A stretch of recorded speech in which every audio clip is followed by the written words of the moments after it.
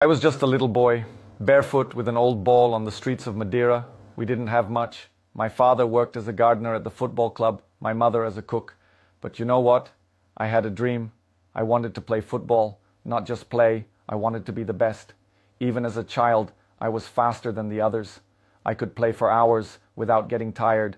And when the rain came, it only made it better. I remember when I joined Andorinha, the small club where my father worked. I was maybe 7. I was thin but ambitious. Then I moved on to Nacional, a bigger club on the island. And one day, someone told me, this boy has what it takes to be a pro. At 12, I got the chance of a lifetime, a spot in the youth academy of Sporting Lisbon. I knew that was my path. So I packed my things, left my family behind, and went. A small boy, all alone on the mainland, with a dream bigger than any fear.